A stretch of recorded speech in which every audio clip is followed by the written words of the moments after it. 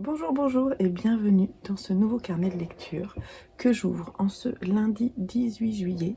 Il est 10 h du matin, dans une demi-heure je ferme parce qu'il va faire très chaud, ils annoncent 39 degrés. Je sais que dans le sud il y a plus, il y a 42, 43, mais vers même 39 c'est pas cool non plus. Hein. Donc je vais tout fermer, mais donc je voulais commencer ce carnet de lecture avant de me mettre dans la pénombre et vous montrer quel livre je compte lire cette semaine. Alors, j'ai terminé ce matin La jeune épouse d'Alessandro Baricco que j'ai lu en one shot et c'était tellement bien, ça m'a fait du bien parce que c'est vrai que j'ai des lectures qui sont morcelées, oui c'est ça, le long du mois et j'aime bien, certains livres se prêtent bien à ça et mais par contre j'aime pas quand je finis pas les livres, ça me fait une impression d'inabouti ou quelque chose qui s'allonge et j'ai du mal, c'est marrant. Alors je pense qu'en août, je vais pas faire ça. En août, enfin, je dis ça, mais il y en a un là, celui-là, là, oups, ça me semble difficile de le lire en une fois. Mais je vais essayer en fait en août, je vais pas faire de lecture commune, je pense, j'ai envie de faire un break lecture commune, et puis de lire mes livres en une seule fois à chaque fois. Sauf, bien sûr, pour le Robin Hobb. Alors, faut savoir que Les Aventuriers de la Mer, je l'ai mis quasiment en attente toute la semaine. Parce que j'avais envie d'avancer mes autres livres. Et que, ouais, j'ai lu Blackwater la semaine dernière. Et donc, le readathon, enfin le feuilleton que j'ai fait ce week-end, j'avais envie de lire un livre. Donc, du coup, il est un peu en attente. On va terminer cette semaine La zone du dehors d'Alain Damasio. Alors, qui est très beau, mais je sais pas si vous voyez, à force de le trimballer, ça s'abîme là. Je trouve ça dommage. C'est normal. Hein. Bon, après, je l'ai pas forcément mis dans des pochettes à livres aussi. C'est un peu de ma faute. Mais c'est pas grave, il est quand même beau. Et donc, on va le terminer cette semaine. Je suis en retard d'un chapitre que je devais lire là. Et je sais que le chapitre d'aujourd'hui, il est long. Oh non, il est pas long. Il y en a un qui est très long. Ouais, il y en a un qui est très très long. C'est le chapitre Bob Volt et John Norm. Mais en même temps, comme je vais prendre le train, ça sera pas mal. Donc, on va le terminer cette semaine et je vous dirai ce que j'en pense à la fin, quand je l'aurai terminé. Voilà. Et donc, je vous disais que cette semaine, je vais aller en déplacement. Et alors, donc c'est pour mon boulot, donc rien de très très passionnant pour vous. Je retourne à Lyon, voir l'équipe avec laquelle je travaille. Et donc, j'ai pris mon billet un peu plus tôt pour arriver en début d'après-midi. Je poserai mes affaires à l'hôtel et j'irai me balader dans Lyon. Et je pense que j'irai voir si je trouve quelques librairies, parce que c'est un bon objectif, je trouve, pour se balader. Et voilà, découvrir le vieux Lyon qui est très joli et que je ne connais pas du tout. Le soir, après, j'ai un dîner avec mes collègues, donc j'aurai pas trop l'occasion de lire, je pense. Et après, c'est boulot. Et puis 2 heures de train aller, 2 heures de train retour. Donc forcément, j'aurai le temps de bouquiner. J'aimerais terminer en ce début de semaine. Nous sommes là où nous devons être de Roland Madurat. Je vous en reparlerai quand je l'aurai terminé aussi. J'aime beaucoup. Donc j'ai très envie de savoir comment ça s'est terminé. C'est un livre documentaire. Enfin, c'est voilà, une sorte de témoignage d'une expérience de prise en otage. Voilà. Donc c'est quand même très intéressant. Et sinon, je vais vous emmener avec moi voir là-haut ce que j'aimerais pouvoir lire cette semaine. Ouais, je vous dis là-haut parce que en fait, je suis obligée de monter dans ma chambre. Ma pile à lire, elle est dans ma chambre, donc je vous emmène. Il y a un chat qui dort. Je vais devoir tout fermer, mon petit pied mou, là. Il est trop mignon avec ses pattes en avant. Oh, je t'ai réveillé, pardon. Oh, monsieur tout. C'est mon gros chat, hein. Donc, étant donné que la semaine prochaine, c'est un 7 jours 7 lits qui commence à partir de samedi, je vais pas avoir, je pense, trop de temps pour lire cette semaine. J'aimerais caler... voilà. En fait, je vais pas lire tout ça, hein, bien entendu, mais en fait, c'est ceux que j'aimerais lire, que j'avais mis dans ma pile à lire de ce mois-ci. et il faudrait que je lise. Alors ce qui est sûr, c'est que je pense que je vais lire ça, les quatrains de Emily Dickinson, parce que c'est assez court et qu'en plus c'est bilingue, donc je pense que je vais en lire un petit peu tous les soirs. Sur ma Kindle, il y a La fille qui tressait les étoiles, que j'aimerais bien prendre, et en fait je pense que ça sera bien pour le train, donc je le prendrai peut-être. Et après, alors j'avais mis Les Roches Rouges d'Olivier Adam, parce que c'est un livre qu'il faut que je rende à mes parents. Donc, et comme je commence les vacances en allant chez eux, j'aimerais bien le lire avant pour pouvoir leur ramener. Donc je vais voir quand est-ce que je vais pouvoir le lire, mais ça serait bien que je le cale. Sinon je le lirai quand je serai chez eux, hein, c'est pas très grave. Et puis les trois que j'aurais pas lu, je pense, parce que je suis pas sûre de pouvoir avoir le temps. Mais il y en a d'autres, hein. Il y a Eleanor and Park aussi, je l'ai pas lu. Donc j'ai pas lu, en même temps ma pioche à lire, elle était énorme du mois de juillet. L'été de la sorcière, Éloge de la baleine de Camille Brunel, et Les Oubliés de John Grisham, que j'avais prévu de lire la semaine dernière et que j'ai pas lu. Voilà, bon, c'est pas très grave. Mais c'est possible qu'il sorte cette semaine, mais en même temps déjà lundi, et ce vlog va se terminer, je pense, samedi. Donc du coup, j'aurai pas trop le temps de lecture. Bon, faut savoir que mes enfants sont pas là. Et que du coup, c'est vrai que j'ai plus de temps pour lire quand même. Donc on va voir ce que je suis capable de lire à ce moment-là. Après, il faut que j'ai envie aussi, hein. Surtout que je suis en train de regarder Stranger Things. Donc, quand je regarde Stranger Things, je ne lis pas. Donc on va voir. Bref, petite semaine chill, lecture, plaisir, repos. Et puis, petit voyage à Lyon dedans. Et j'espère pouvoir vous montrer quelques librairies. Alors, je vous embrasse et je vous dis bon visionnage et à tout de suite.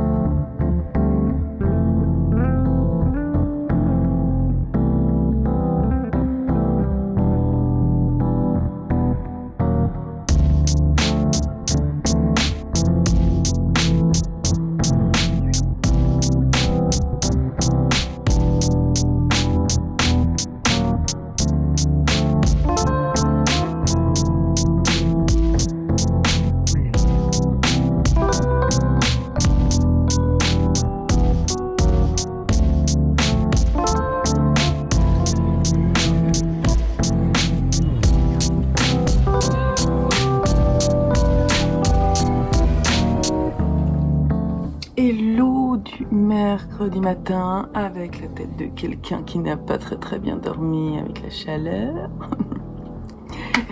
Ouais, j'ai très mal dormi cette nuit. Alors on est allé au cinéma hier soir voir Elvis de Baz Luhrmann. Alors moi ça m'a plu, hein. Franchement j'ai trouvé ça chouette. Bon après Baz Luhrmann, j'adhère quand même à son esthétique. Mon homme par contre a détesté.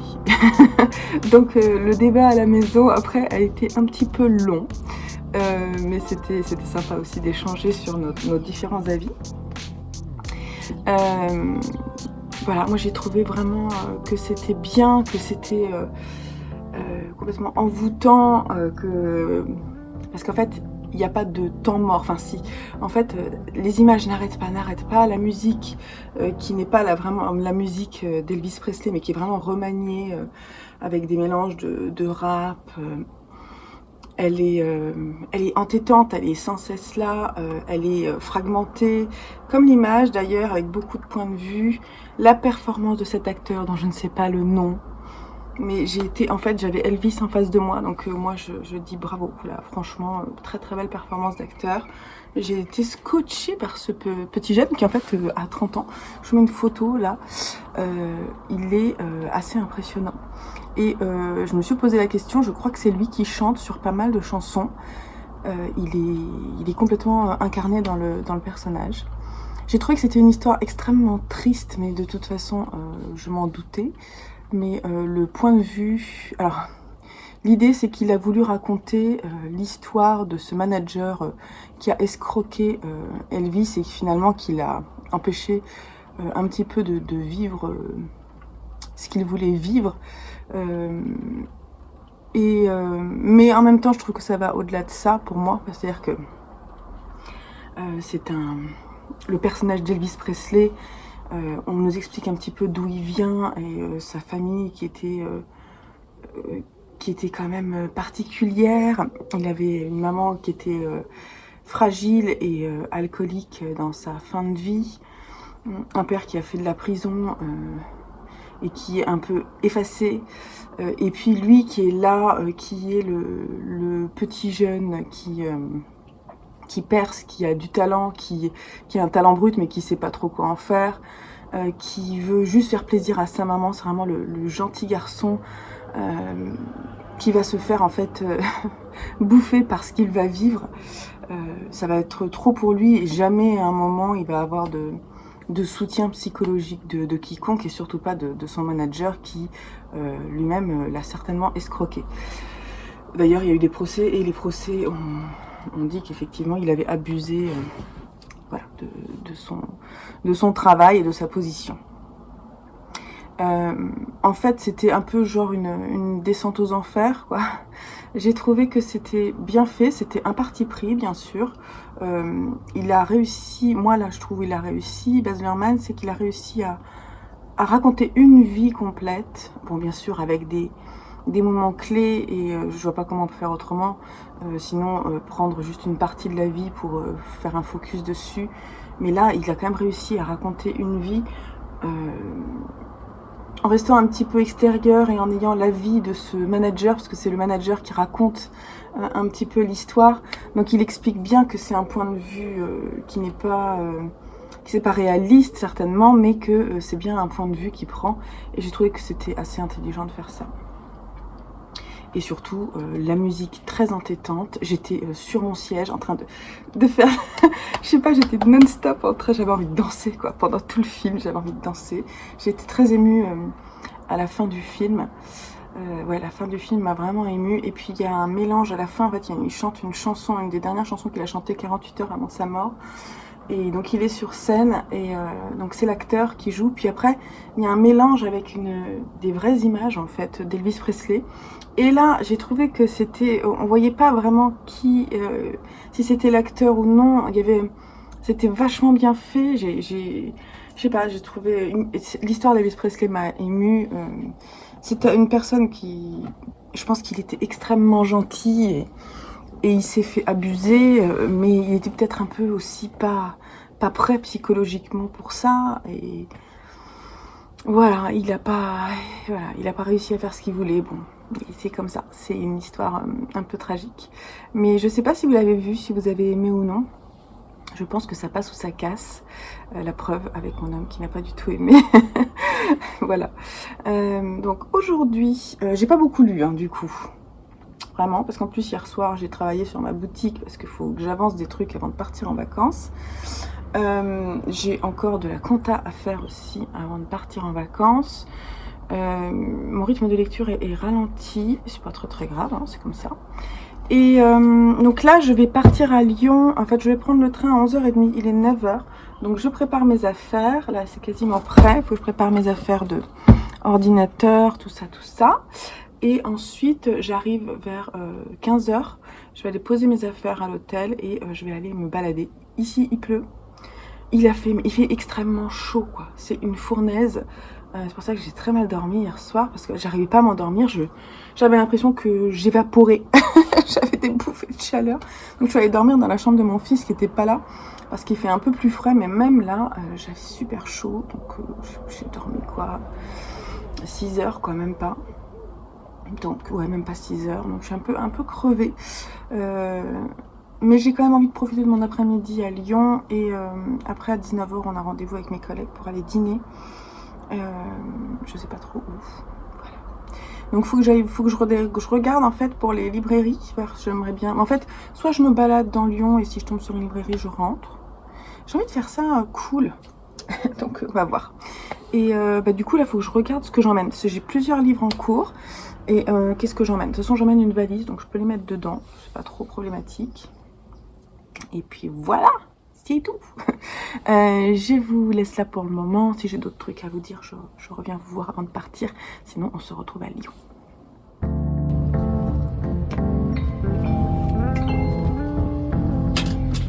Romane et Emma. Nous vous souhaitons la bienvenue à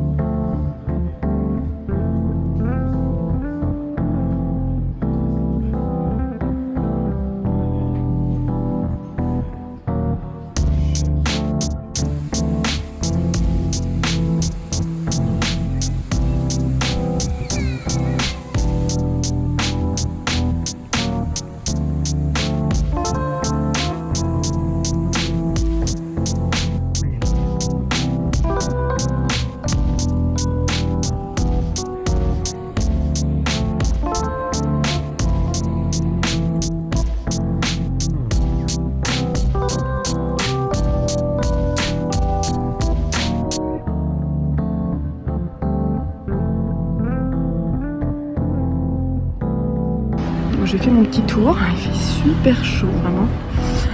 Mais je me demande s'il va pas y avoir de l'orage, parce que c'est un peu nuageux. Il me reste 1 heure à peu près avant d'aller voir ma collègue. Je voudrais me rafraîchir. Mais avant, j'ai vu une librairie en passant, une dernière que je vais vous montrer.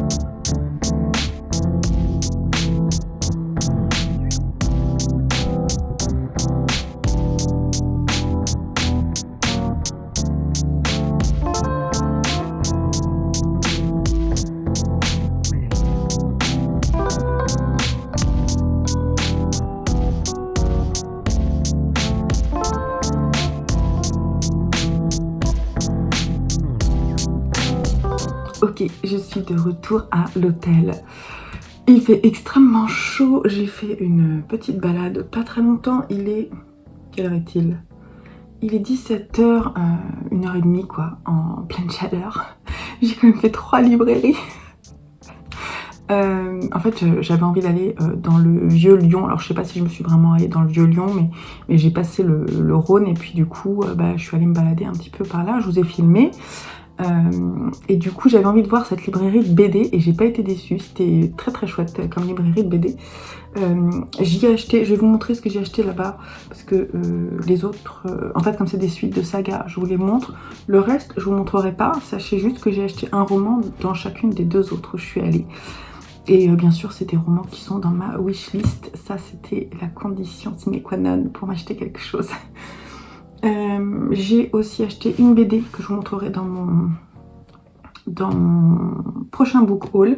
Et j'ai acheté 2 cadeaux que je vous montre pas là, mais que je vous montrerai à l'occasion, je pense, d'une vidéo, vous savez, juste avant Noël, les cadeaux que j'offre et les cadeaux que je reçois. J'avais fait ça l'année dernière, c'était pas mal. Donc les 2 mangas que j'ai pris dans la librairie BD, je sais plus comment elle s'appelle, c'est donc la suite des Carnets de l'apothicaire, le tome 4. En fait, je leur ai demandé s'ils avaient Kenan, parce que je voulais avoir le dernier tome de Kenan, mais ils ne l'avaient pas. Donc là, on est chez Kiyun Édition. Elle est trop choubidou. Donc c'est Mao Mao. Là, je suis contente de l'avoir. Je vais essayer de rattraper le retard. Je crois qu'il y a 8 tomes qui sont sortis. Et puis, j'ai pris le dernier de Spy Family. Et ça, c'est trop cool. Les garçons vont être contents. Je vais les descendre en vacances. Donc j'ai pas trop, je peux vous montrer voilà, mes craquages sans trop vous montrer. Faut quand même que je les mette dans la valise quoi.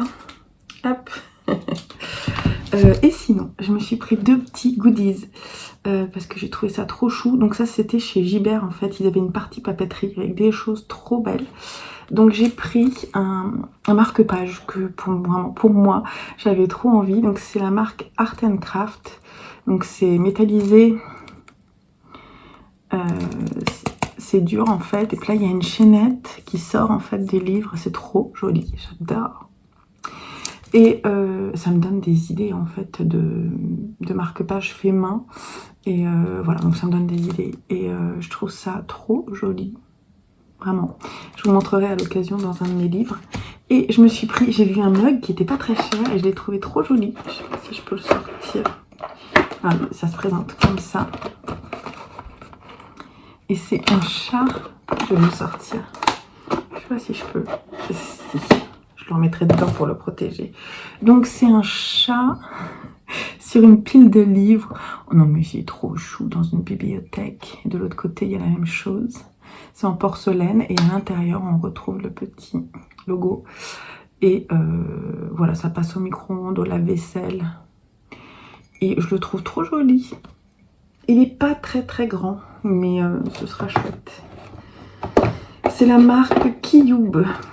Je vais essayer de le remettre. Ça va peut-être pas être facile ça. Bug Art. Je sais pas si vous voyez à l'endroit ou à l'envers. Bref. Comme ça. Bon, bref. Et il était à 9,95 €. Et je vous ai pas dit le marque-page. Marque-page, il n'était pas donné. Je crois qu'il était à 8 € aussi. Mais je me suis fait plaisir. Voilà. Bon, voilà pour mes achats. Il est temps d'aller me prendre une douche et de me poser un petit peu avant d'aller retrouver ma collègue qui m'enverra un petit mot. J'ai fait 10 000 pas aujourd'hui, facile. Et j'ai trouvé Lyon que c'était joli, quoi. Ça m'a bien plu. C'est très aéré, très spacieux. Il n'y avait pas grand monde apparemment, donc c'est chouette. Je me suis bu un bubble tea, vous l'avez vu, j'ai mis quelques images. Et je l'ai acheté dans vraiment une boutique de bubble tea spécialisée. Et il était bien meilleur que celui que j'avais pris au Super U à côté de chez moi pour tester, parce qu'en fait il était un peu moins sucré. En revanche, j'ai mis des perles de tapioca dedans et j'ai pas réussi à les manger parce que ça m'a écœuré en fait. Voilà, donc j'en ai mangé quelques-unes et malheureusement j'ai jeté la fin. Voilà. Donc je sais pas, ce sera peut-être ma dernière expérience de bubble tea. Je voulais essayer dans une boutique spécialisée. C'est fait. Je suis allée jusqu'au bout de l'expérience. Bon allez, je vais me rafraîchir. Voilà, fraîche. Je suis prête pour ce soir. J'ai mis ma belle robe. Et je vais me poser, bouquiner un petit peu mon livre. En attendant que ma collègue m'appelle pour qu'on aille boire un petit coup. Ok, c'est parti pour la soirée lyonnaise. J'espère que ça va être joli là où on va. Je filmerai peut-être pour montrer un peu le lieu. On va sur la presqu'île dans un resto que je ne connais pas, donc je vous montrerai. C'est vachement bien fichu, c'est gratuit. Il est à la base, elle est de Tours. Et lui, il est pas mal, il me semblait aussi. Il bosse à Paris. Mais c'est Alsace qui fait genre pour lui piquer des trucs. Et l'eau du soir, il est minuit presque. Je viens juste de rentrer, je me suis pris une petite douche à nouveau parce qu'il a fait chaud quand même. On a passé une bonne soirée. J'ai mis quelques images, j'ai trouvé que le coin était extrêmement calme. On a bien mangé, on était en terrasse, on a bien rigolé. On a bien bu du bon vin parce que c'était vraiment un restaurant qui conseille du vin en fonction des plats. Et c'était très très bon, donc on s'est bien régalé. Maintenant c'est dodo, mais je vais pas dormir tout de suite parce que j'arrive pas à m'endormir tout de suite après avoir passé une soirée ou à discuter tout ça. Donc je vais bouquiner un peu parce que tout à l'heure j'ai avancé, mais j'aimerais bien l'avancer. Et puis je vais peut-être regarder une petite vidéo avant de bouquiner. Je vous dis à plus tard. Je suis un peu crevée quand même, ça se voit. J'ai les yeux tout rouges. Avec la chaleur, ça me fait les yeux tout rouges et les yeux qui grattent. Mais c'était une belle journée. J'ai passé une chouette journée. Voilà, demain c'est boulot. Mais voilà, c'était plutôt chouette d'être hors boulot avec les collègues. Je trouvais que c'était sympa. Je vous retrouve demain matin, je pense. Je vous dis bonne nuit. Tout à l'heure.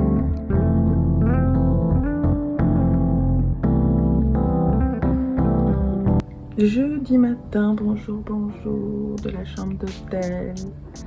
Il est 8h et quelques, je me suis réveillée vers 7h, 7h15. J'ai pas trop mal dormi, ça va. Un peu trop bu hier soir. On a bien rigolé, on a passé une bonne soirée.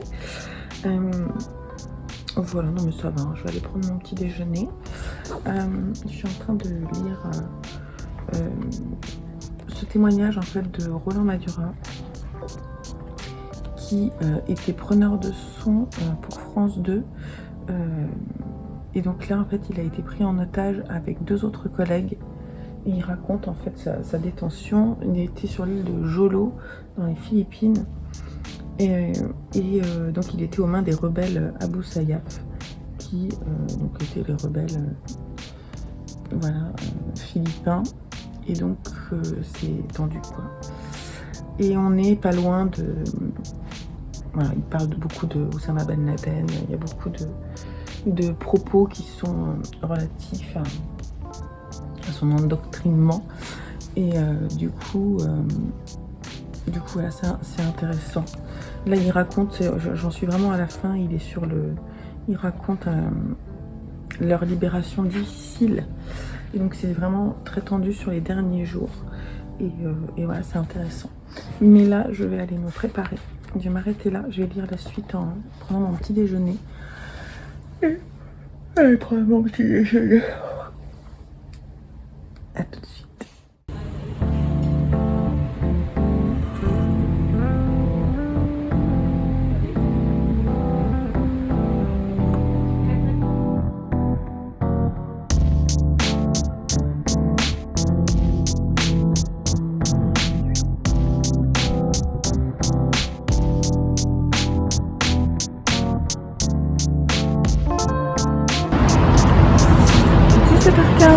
Ça y est, je sais pas si vous m'entendez parce qu'il y a beaucoup de bruit, mais la journée se termine. J'avoue, je suis un peu crevée, contente de rentrer à la maison. Et voilà, donc je vais certainement essayer de finir un livre, voire deux dans le train, parce que j'ai 2 heures de route. Et je vais voir ce que je peux faire. En tout cas, mon bouquin, là, je vais le terminer, j'ai hâte. Et l'eau du vendredi, de retour à la maison. Il y a un chat normalement. Oui. Fais coucou à ce chat ou non? Non. Il se lave.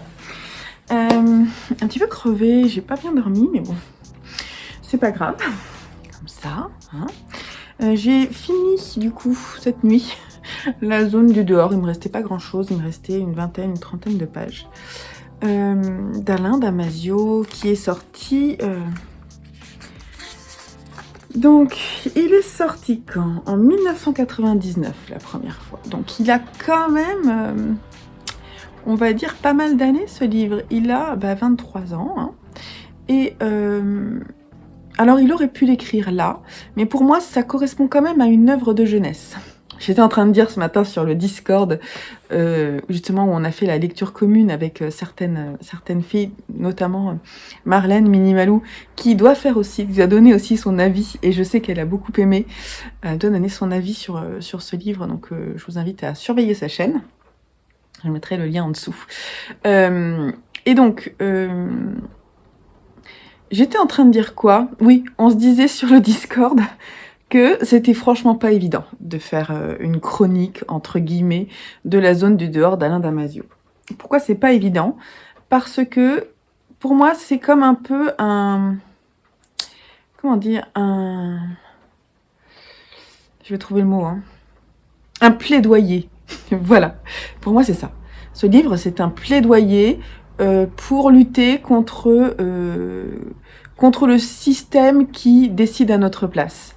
Contre la mollesse d'esprit, la facilité de se laisser faire par un système qui, finalement, se veut démocratique, mais sous couvert de bien-pensance, par les médias, notamment la télé, ouais, voilà, nous incite en fait à être simplement dans le groupe, sans forcément réfléchir.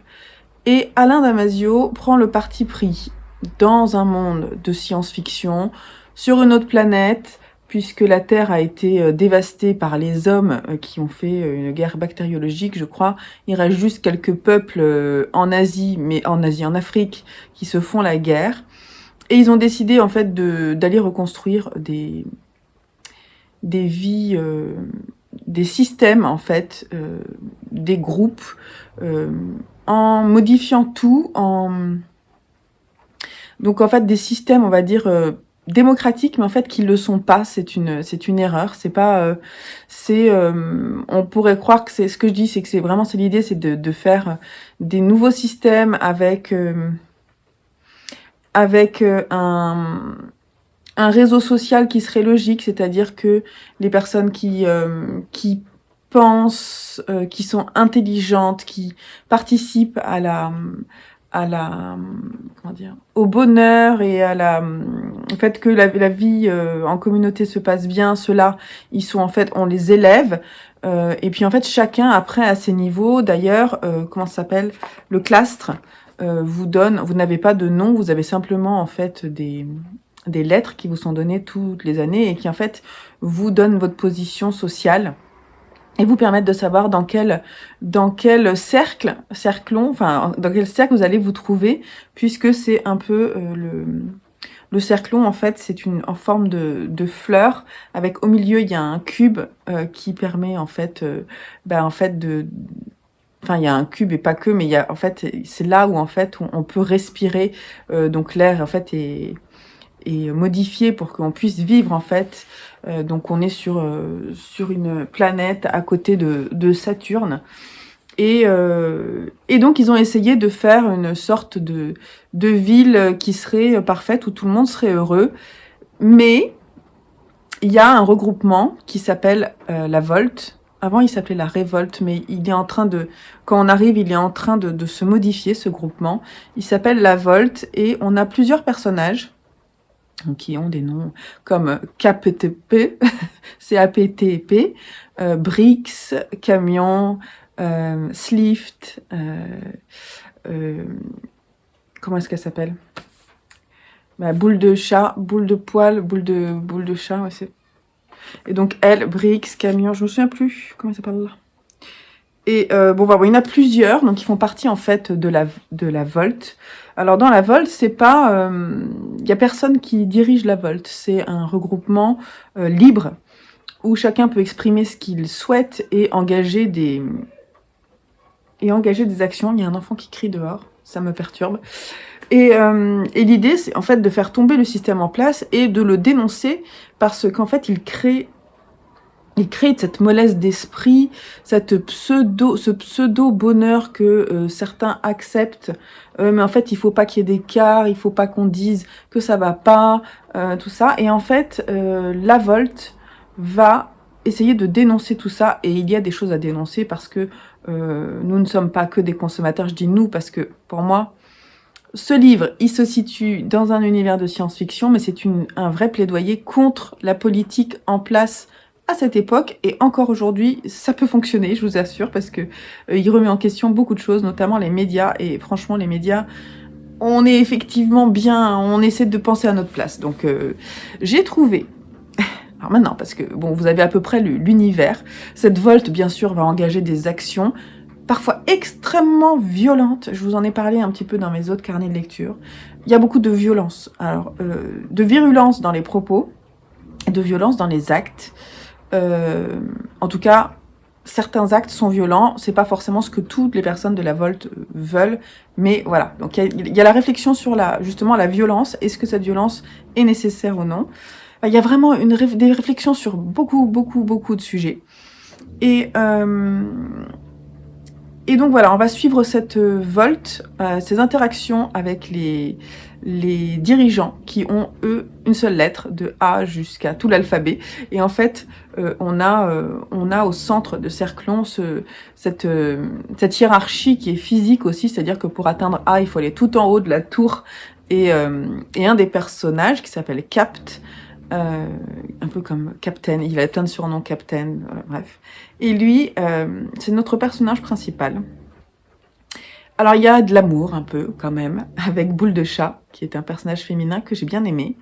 Il n'est pas très présent, c'est le seul personnage féminin de tout le livre. Donc voilà. Il a pu être critiqué, Alain Damasio, pour ça. Moi je trouve que c'est son point de vue, ça représente pas la réalité, hein, c'est sa voix en fait. Pour moi, tous les personnages sont la voix d'Alain Damasio dans toutes ses facettes. C'est-à-dire qu'on va avoir un personnage qui a une femme, un enfant, un qui est assez jeune, qui est solitaire et qui va découvrir l'amour, un autre qui est un enragé, qui est extrêmement violent dans ses propos, un qui est très habile. Et en fait, il prend toutes ces langues, toutes ces différentes langues, ces différentes personnalités pour lui dénoncer en fait un système, une société qui le trouve corrompu, vraiment corrompu.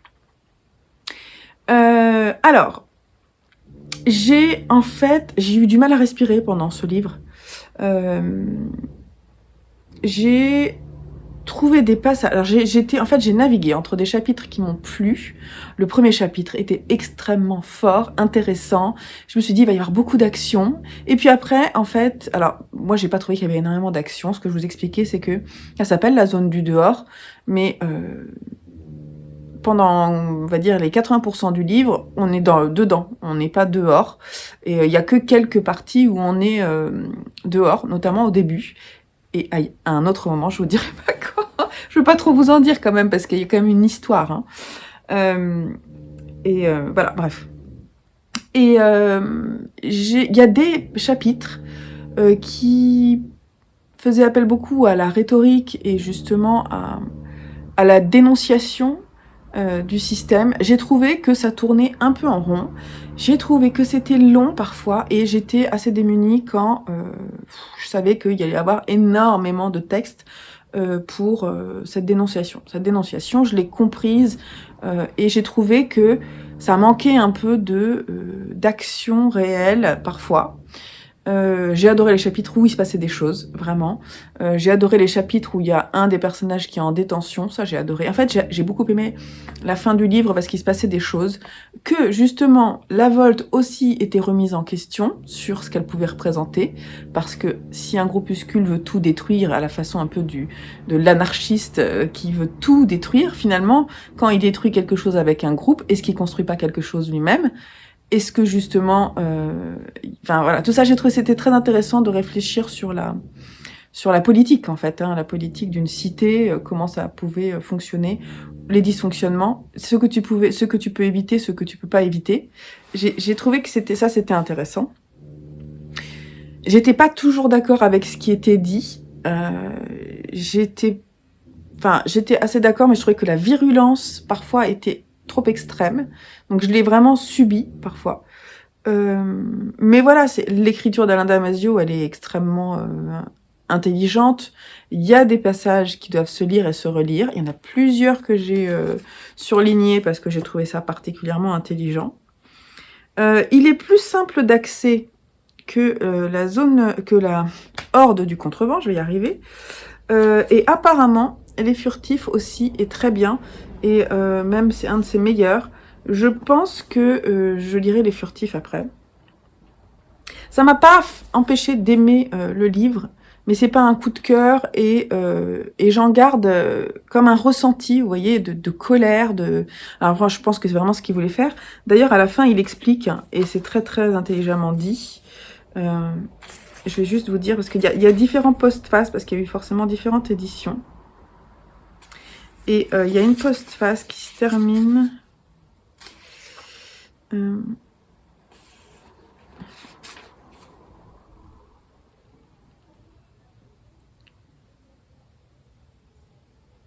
Voilà, la liberté, il dit, la liberté, elle est pour moi ce dehors intérieur à chacun de nous, dont ceux qui nous gèrent voudraient tant faire une zone, ou mieux une norme. Sachons nous ouvrir pour agrandir cette poche qui est poumon et vent pulsif. Osons même, parfois, élargir la cicatrice et refuser le cocon consumériste, les consolations et les soins. Parce que ça fait mal d'être libre. Voilà, donc il y a vraiment un propos politique, philosophique, pas vraiment moral, parce que il n'y a pas l'idée de faire la morale, il nous donne son texte comme il le sent. C'est ça que j'aime aussi. C'est ça que j'aime, c'est-à-dire que c'est pas parce que j'étais pas forcément d'accord avec ce qu'il pouvait dire, jusqu'où il pouvait aller, que que je vais le juger en fait sur ce qu'il a écrit, c'est-à-dire que c'est vraiment c'est un plaidoyer quoi. Donc c'est un plaidoyer contre la mollesse d'esprit. Voilà, tout simplement. Voilà, fini, voilà, c'est bon. Non, j'ai trouvé ça quand même intéressant et bien sûr que ça m'a fait beaucoup réfléchir. Donc, si vous aimez les livres comme ça, vous aimez Alain Damasio, vous l'avez pas lu, lisez-le parce que c'est vrai que vous comprendrez qui est cet écrivain particulièrement intéressant. Et sinon, hier dans le train, j'ai fini « Nous sommes là où nous devons être » de Roland Madura, dont je vous ai parlé longuement déjà dans ce carnet de lecture. Et j'ai beaucoup aimé, vraiment j'ai beaucoup aimé. J'ai même été émue. Alors il y a un moment, forcément donc c'est un témoignage, donc on sait qu'il va être... il va en fait s'échapper, il va s'échapper puis être libéré par la police philippine, par l'armée philippine qui va les sauver et les ramener ensuite en France. Et j'ai trouvé ça intelligent, que c'était pas trop mal écrit, franchement, c'était bien écrit. J'ai été portée par l'histoire, donc c'est très chronologique, c'est jour après jour, donc c'est comme un carnet, hein. Voilà, par exemple, on est dimanche 20 août, 43e jour, et donc on va jusqu'au dernier jour de sa détention, et même après sur la libération. J'ai trouvé que c'était très bien, le passage où il retrouve, où il a sa femme et ses enfants au téléphone, j'ai trouvé ça particulièrement émouvant. Il a réussi à faire passer les émotions. Il y a un petit truc que je reproche, mais en même temps, je comprends, c'est que il va mettre parfois de l'humour au moment le plus fatidique, ou le moment où vraiment il est juste avant de s'échapper, juste avant le fait qu'il s'échappe. Il y a des petits passages où il met de l'humour. Et là, j'ai pas réussi à comprendre vraiment ce qu'il voulait dire. Je pense que c'est parce que c'était tellement peut-être difficile à écrire aussi que il a mis ça, mais en fait, je l'ai pas compris. Ouais. J'ai un peu levé les yeux, genre non, mais pourquoi? Mais sinon, franchement, j'ai trouvé que c'était vraiment très très bien, très intéressant. Le fait que ce soit un groupe qui est raccordé à Ben Laden. Du coup, en fait, pendant l'histoire, on n'a pas l'impression pendant un moment, on n'a pas l'impression qu'il peut mourir, et de temps en temps, il rappelle que finalement, ils sont vraiment terribles, c'est vraiment des assassins, parce que 1 an après son arrestation, sa prise d'otage, d'autres otages ont été décapités, tués, décapités, par le même groupuscule Abu Sayyaf. Et donc c'est extrêmement violent, hein, donc voilà. J'ai trouvé que... J'ai beaucoup aimé aussi la relation entre les différentes personnes de l'équipe, notamment les 2 hommes qui restent. Le fait qu'il n'y ait pas de... qu'ils essaient de réfléchir, ils sont très différents tous les 2, mais ils réfléchissent ensemble au meilleur moyen de s'échapper. Je sais pas comment on pourrait faire, nous, dans ce cas-là, mais j'ai trouvé que la façon dont il avait pu vivre ça avec son collègue, que c'était extrêmement intelligent, mais humain aussi, c'est-à-dire que jusqu'où on peut aller. 70 jours de captivité, c'est quand même... je pense que ça change une vie, hein. On voit plus du tout la même chose différemment. La liberté a un autre goût. Et je trouve que c'est extrêmement bien passé dans la plume de Roland, qui reste très humble. Donc j'ai vraiment bien aimé. Voilà, donc si par hasard vous tombez dessus... n'hésitez pas. Voilà. En même temps, c'est moi qui... Ah oui, c'est ça que je voulais dire. Je l'ai référencé sur Babelio, sans trop de problèmes. J'ai réussi à le faire, parce que donc il y a une maison d'édition, il y a un ISBN, donc il n'y a pas de souci, hein. C'est un livre qui a été édité par une maison d'édition. Et sur Livre Addict, en fait, j'ai essayé, je suis quasiment allée jusqu'au bout, mais en fait, comme la maison d'édition n'était pas référencée, j'ai pas pu le faire, et je ne sais pas comment on référence les maisons d'édition. Je pense que c'est l'outil lui-même qui doit le faire, et donc j'ai pas pu référencer ce livre sur Livre Addict. Voilà. J'étais un peu déçue quand même. Un peu dommage, parce que c'est intéressant pour les autres d'avoir un avis sur un livre. Voilà.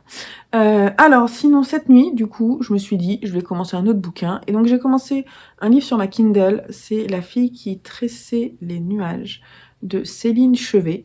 Et j'ai lu un chapitre, 9% de l'e-book. Et je pense que ça va me plaire, même si je sais pas trop où on en est, parce que je ne sais pas où on se situe. Ça m'a l'air d'être un peu fantastique. Mais je comprends pas trop la part. À un moment, je me suis dit, c'est une histoire avec des fantômes. Je viendrai vous en reparler, je sais pas. Parce qu'en fait, le truc, c'est que je commence mon 7 jours 7 livres dimanche. Je vais voir si j'aurai le temps de le lire entre aujourd'hui et demain, mais je suis pas certaine. Et voilà, donc si j'arrive à le terminer, je viendrai vous en parler là. Sinon, je vous en parlerai pendant mon 7 jours 7 livres, parce que il y a moyen que je termine pendant ce temps-là. On verra. Je vous laisse là pour le moment, et je vous dis à plus tard.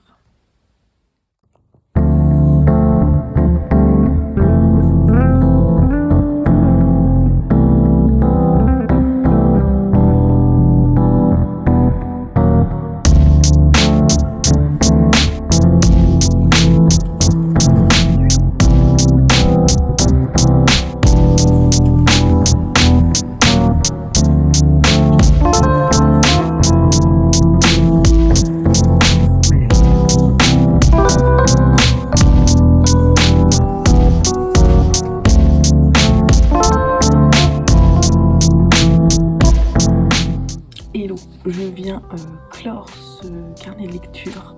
On est dimanche. Je suis pas venue hier parce qu'en fait hier j'ai eu une migraine qui a commencé à s'installer. Migraine que j'ai toujours. Là ça va un peu mieux. J'ai quand même fait du vélo pour essayer de dégrasser la machine. Ça a fait du bien je pense. Bon bref, il faut que je termine de parler des 3 livres que j'ai lus dans le cadre de ce carnet de lecture. Déjà, j'ai fini les quatrains d'Emily Dickinson. Quatrains et autres poèmes brefs. Ici dans la collection NRF Poésie Gallimard. Donc là, je l'ai inscrit dans le challenge Hot Summer Challenge, dans la partie hors de sa zone de confort. Alors, moi qui suis à la recherche de poésie qui pourrait me transporter, m'embarquer, me toucher, m'émouvoir et vous bouger, faut dire que vous êtes posé sur Anna Karénine. Alors c'est pas simple. Anna Karénine, personnage assez changeant. Je plaisante. J'ai été touchée par certains poèmes, mais globalement, on va dire 10% des quatrains que j'ai lus. J'ai l'impression de ne pas connaître assez la vie d'Emily Dickinson pour être touchée plus que ça. Alors, les quatrains qui sont là, c'est tous les quatrains d'Emily Dickinson sur toute sa vie. Donc en fait, ce qui est intéressant, c'est qu'ils sont présentés par décennies presque, je crois. Ouais, par décennies, les premiers, peut-être pas décennies, parce qu'elle a eu des périodes plus ou moins intenses d'écriture. Donc la première période, c'est 1858-1864. Après 1864-1865, qui est la période la plus intense, parce qu'elle en a écrit une centaine. Après 1866-1876, 1876-1886, et puis après, il y en a certains qui sont sans date. Alors globalement, j'ai été plus touchée par la seconde partie, on va dire, des quatrains, donc ceux de la maturité. J'ai trouvé que c'était intéressant et alors d'après ce que j'ai cru comprendre, au moment où elle en a sorti, elle a été très décriée parce que ces quatrains ont été jugés sans rythme, ils n'avaient pas forcément des rimes, il y avait des majuscules en plein milieu, des espaces, des tirets en plein milieu des vers. Et donc, voilà, c'est ce qui faisait son style, mais qui a été décrié à l'époque. C'était intéressant quand même de voir la façon dont elle a abordé en fait cette forme poétique, j'ai trouvé. Donc ça, c'est intéressant. Mais voilà, c'est ça qui est bien. Ce qui était intéressant dans cette édition, c'est qu'on a une partie, donc on a sur la gauche la version originale en anglais, et sur la droite la version française. Donc ceux qui m'ont plu, je les ai lus en anglais et j'ai trouvé effectivement que ça chantait plus. Mais je crois pas que c'est ce qu'elle cherchait vraiment, le fait que ça chante. Elle voulait vraiment très rapidement exprimer une idée en quelques mots, à la façon du haïku un peu, je trouve. C'est vraiment une idée, même s'il n'y a pas forcément... Enfin, il y a toujours des verbes dans ces quatrains, mais il n'y a pas forcément un sujet, un verbe, une préposition. C'est vraiment organisé. Je vais vous en lire quelques-uns pour ceux que j'ai aimés. Enfin, pas tous, mais quelques-uns que j'ai aimés, pour que vous voyez ceux que j'ai aimés. Je pense que ceux que j'ai aimés étaient presque ceux qui étaient à peu près le plus construits, le plus simple. Je ne vais pas vous les lire en anglais, mais peut-être je les écrirai en anglais à côté pendant que je parle. Attendre une heure est long. Si l'amour est en vue, attendre l'éternité est bref, si l'amour est au bout. Je trouvais que c'était très beau, très très beau. Celui-ci m'a beaucoup plu. Donc celui-ci a été écrit entre 1864 et 1865, dans sa décennie très prolifique. Il y en a un autre aussi dans cette période-là, c'est sur l'été. Si nous abolissions le gel, l'été ne cesserait pas. Que les saisons meurent ou règnent est à notre choix. Je ne vais pas analyser les poèmes. Moi, j'essaie de me laisser bercer. Je vais vous en prendre juste un autre. Je pense que 3, c'est bien, puisque 3, c'est mon chiffre. Ah, celui-là, il est très beau. En fait, elle les adressait souvent à des personnes, notamment de sa famille. Il y en a plusieurs qui sont adressés à sa belle-sœur, si je ne dis pas de bêtises. à Suzanne Dickinson, à sa sœur et à son mari. Alors je pense que c'est sa belle-sœur, Suzanne Dickinson, et son frère T.W. Higginson, je ne sais pas en fait, je sais pas. Ou c'est son ami, ça doit être son ami, parce que non, il y en aurait un des deux qui aurait le nom. Bref, je ne sais plus, je mettrai là. C'est écrit à un moment, mais je me souviens plus. Celui-là, c'est un qu'elle destine à T.W. Higginson. Avoir part à la vie, puiser dans la vie, mais ne jamais toucher au réservoir. Je trouve qu'il y a presque un petit peu de l'humour. Alors en fait, c'est ça que j'ai apprécié. Donc j'ai trouvé qu'elle avait quand même un style particulier et qui m'a touchée parfois, mais j'avoue que la globalité... Alors peut-être j'en prends un qui m'aurait pas touchée.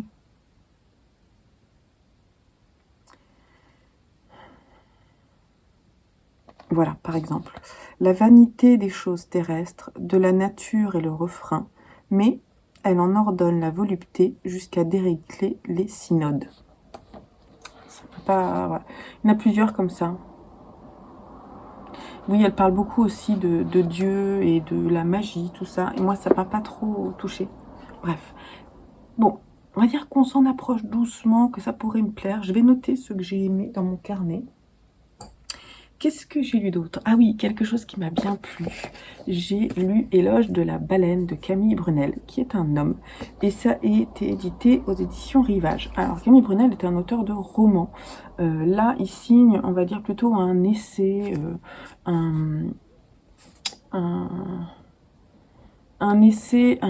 plutôt j'allais dire un coup de gueule. C'est un peu ça.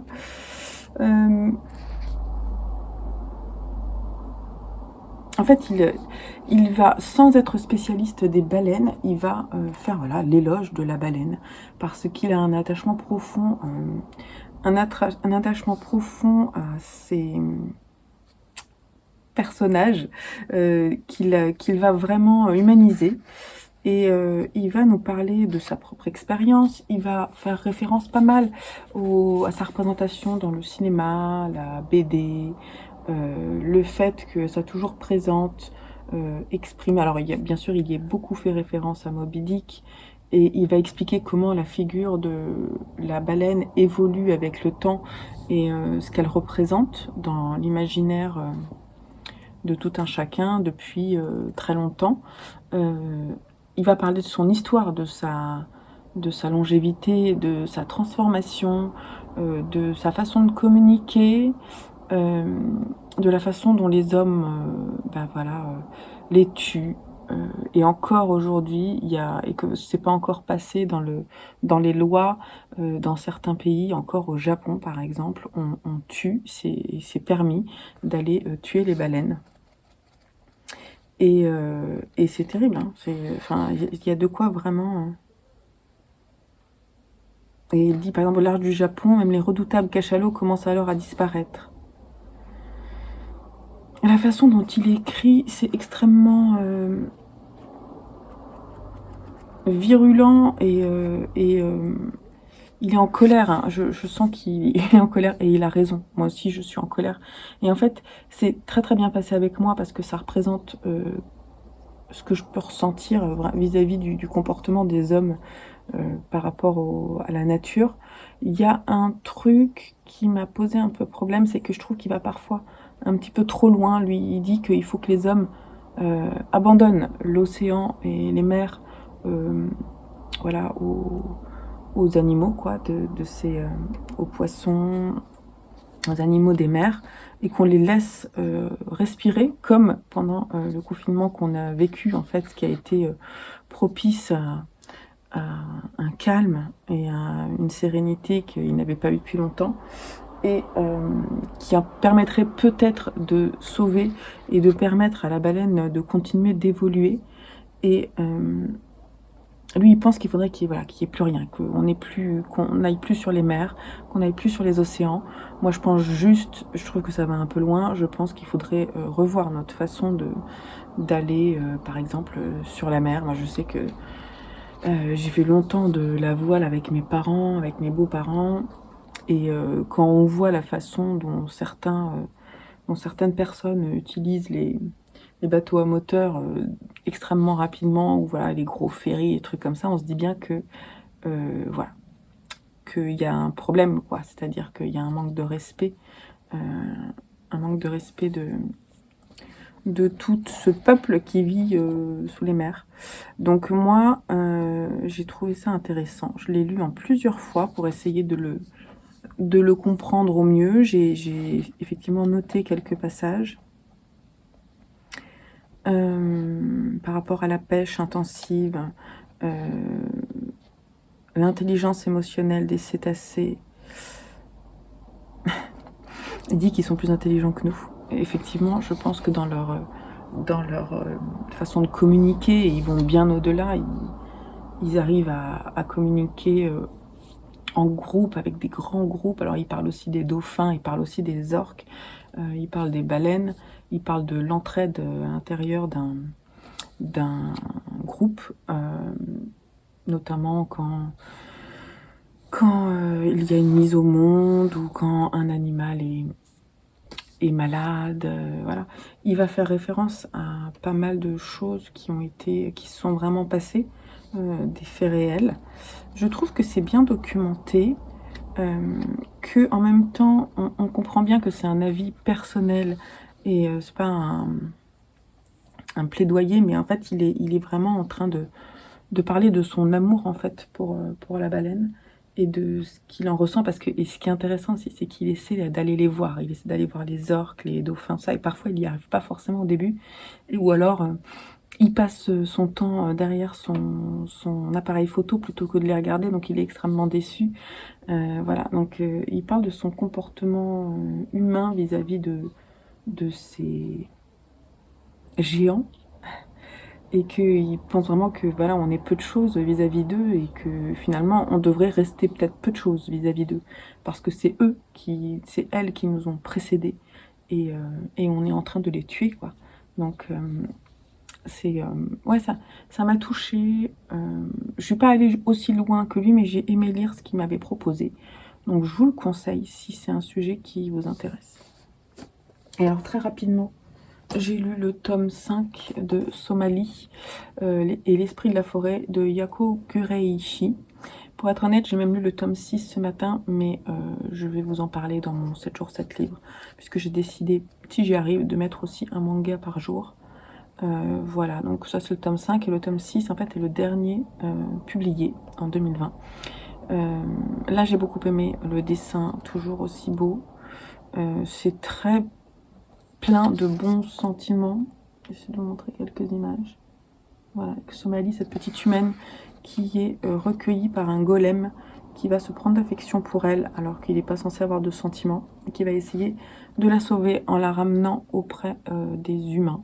Mais il va y avoir pas mal d'aventures. Voilà, bon. Là, il raconte vraiment le début de leur rencontre dans celui-ci, donc c'est quand même intéressant. Voilà, donc ça, c'est cool. Voilà, je termine ici ce carnet de lecture avec ouais, des belles lectures cette semaine encore. Et puis contente, malgré ma migraine, de commencer un 7 jours 7 livres. Je vous retrouve très rapidement sur la chaîne, du coup, pour faire ce petit update 7 jours 7 livres. En attendant, je vous souhaite une bonne fin de week-end et une bonne semaine de lecture. Bye bye!